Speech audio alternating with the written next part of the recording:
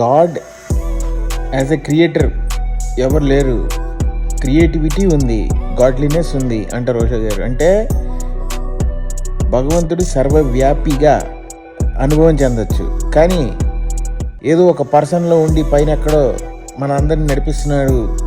ఇది పదే పదే పదే పదే పదే పదే రిపీట్ చేయడం వల్ల ఇది ఒక రియాలిటీ అయిపోద్ది అనమాట. ఇది రియాలిటీ అయిపోయి ఆ రియాలిటీ నుంచి మనకి ఎన్నో రకాలుగా సినిమాల రూపంలో, నాటకాల రూపంలో, పండగల రూపంలో మనకి ఇంట్రడ్యూస్ చేయటం వల్ల భగవంతుడి కంటే ఒక ఆకారం ఉంటుంది, అతను మనిషి రూపంలో మనకి ఉంటాడు అని ఒక ఫామ్ ఉంటుంది అని ఒక భ్రమలో బతికేస్తుంటాం.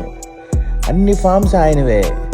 అయితే ఎవరికి వాళ్ళు అనుభవం చెందాలి. అది ధ్యానం చేయాలి.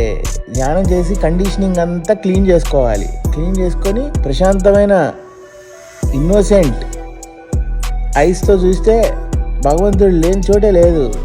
Everything is God. ఎక్కడికి వెళ్ళాలి, ఏం పూజ చేయాలి? It's so funny. జనాలు ఎన్ని వేల సంవత్సరాలైనా ఎదగరు. It's so funny.